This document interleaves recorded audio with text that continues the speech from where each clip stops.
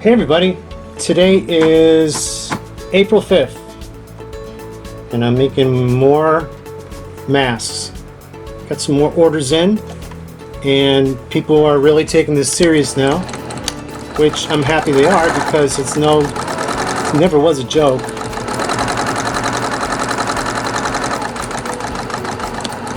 It's a way of life now. I think we're going to be wearing masks for a long time. Anyway, it rained today. Something about the rain. You know, I went to bed about 9 o'clock this morning. I finally got to bed. I was up working all night. I slept, I don't know, 3, 4 o'clock I slept. Oh boy, I'm going to be on a thread. Just barely made it. Alright, I'll be right back. I gotta get some more thread. Okay, back. More threads put in. So it rained today, and it just, oh my god. You know, I'd work third shift all the time if I could.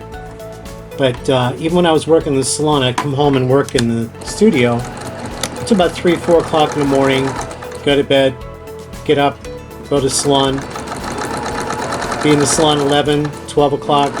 Work until 8, 9, 10 o'clock at night. Come home and do it all over again. Now I find that I'm staying up all night sewing, and I'm sleeping during the day until about 3, 4 o'clock, something like that.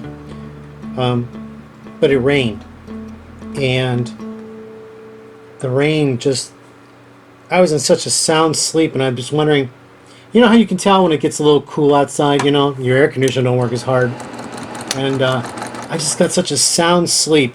And when I woke up, I realized how tired I was, but then I looked outside and realized it had rained.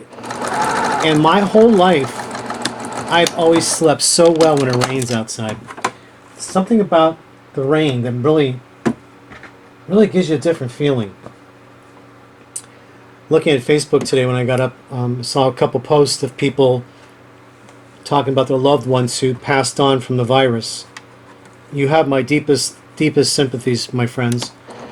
And I'm afraid we're going to be seeing a lot more of that. I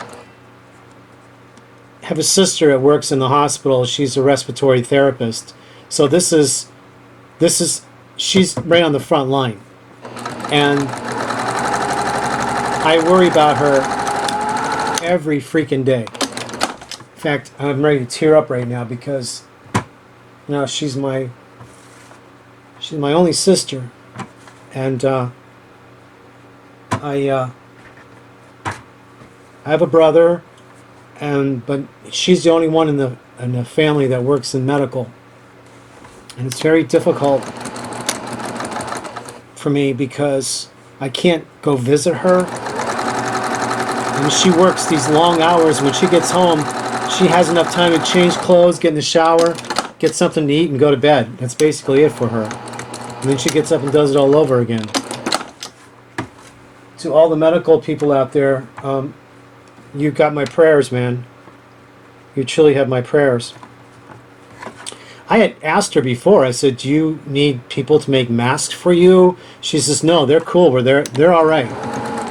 She said they're fine. And then she says, "And as close as they are to treating these kind of patients, she told me, she said the masks I make would never protect her the way they would protect people just walking casually 6 feet away, like what I'm doing here."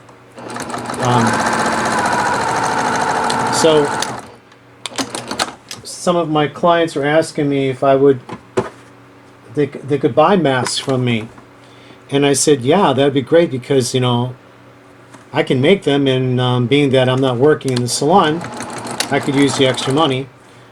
But you know me, I've got to make them really nice. And they're liking that because they put them on, they feel good because it's something nice. One of my clients wrote me, and she goes, "Designer masks, I like them." So, for you that have sewing machines out there that are sewing, I hope you've watched my videos to help you a little bit. I'm not really teaching anything healthy that let me rephrase that. I'm no expert at this health, and a lot of people are not. But I just showed you a little bit of construction in the other videos. And I gotta tell you something. For all of you who are in lockdown like the rest of us, and you have never chosen a hobby to do, never done anything, I'm feeling a little sorry for you, because you're gonna go crazy. You're gonna go crazy not knowing what to do. There's only so many Netflix movies you can watch. There's only so much food you can cook without stuffing yourself. Speaking of stuffing, oh, I had to learn to cut back on my portions, because I was in between sewing. I'd be sitting in the living room having myself a meal. I said, I gotta cut back on these portions. My God, I gotta stop. All right, so yeah.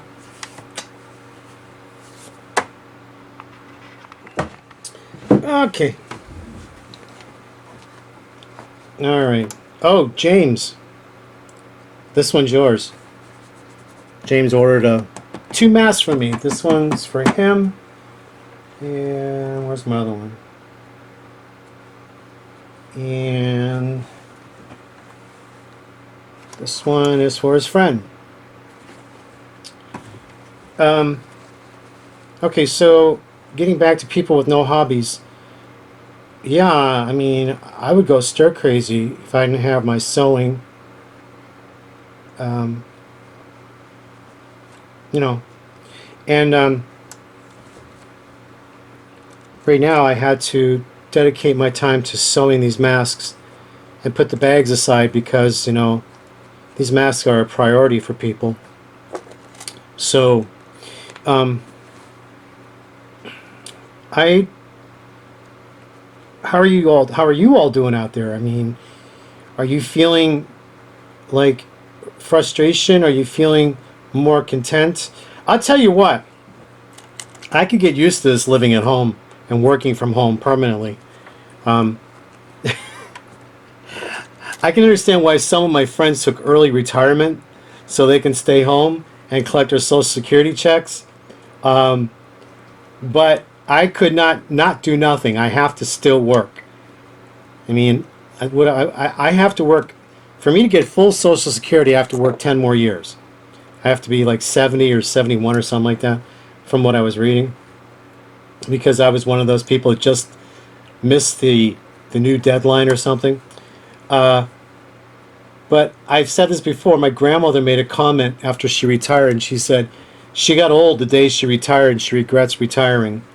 And every day she wished she could still get up and go to work, which she used to do. Can you imagine loving going to work in a foundry where they melt steel, where they're melting steel? Can you imagine working, loving that? Wow. I mean, Grandma was a lady. She looked like a lady. She acted like a lady. But boy, she had the guts and the balls like a man. She did, and I miss her every day. I miss her. I remember how she used to stand up to my father. She used to tell my father where to go, and I used to love that.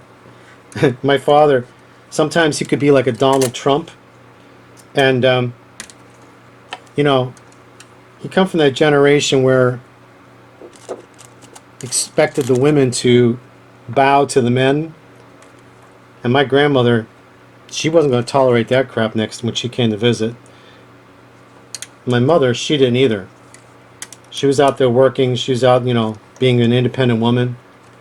But I could see that generation, those men from the 50s, how they are. I mean, I could see it from the ladies, the way they talk on the sewing groups.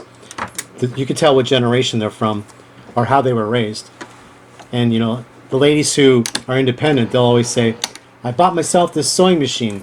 The ladies who have men that take care of them, that my husband gifted me this sewing machine.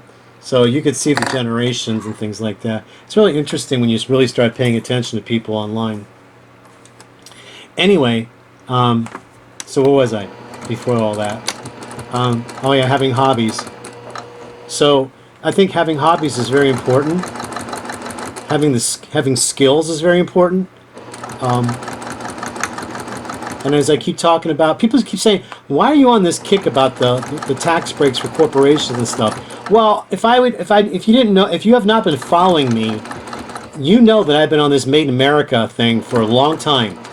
Long before President Obama got in office, long before Donald Trump got into office. You know, I kept telling everybody, read your country of origin labels. If you have a choice, choose Made in America instead.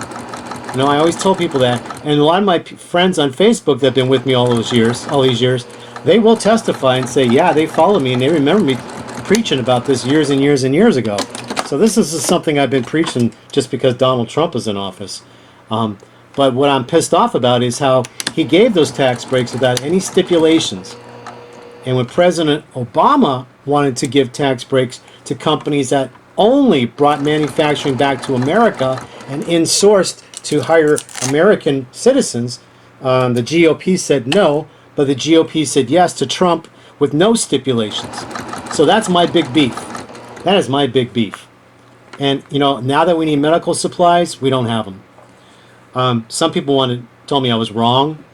No, I'm not wrong. Just watch the videos. Listen to the interviews that were spoken by Paul Ryan, why they wanted these tax breaks and the jobs they were going to create and the factories that were going to stay in America and the factories that were going to come back to America. So, no, I'm not wrong. If you want to say anybody's wrong, say that, you know, go look at Paul Ryan. Oh, by the way, where is Paul Ryan today? Where is Paul Ryan today?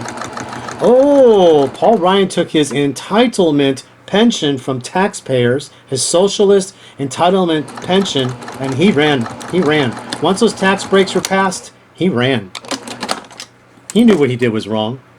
Who's going to retire in their 40s? Come on. Come on. Unless you're some gold digger or some opportunist. Anyway, I'm not going to get upset. I'm not going to preach. All right. Until next time, everybody. Be safe. Go make something. Bye.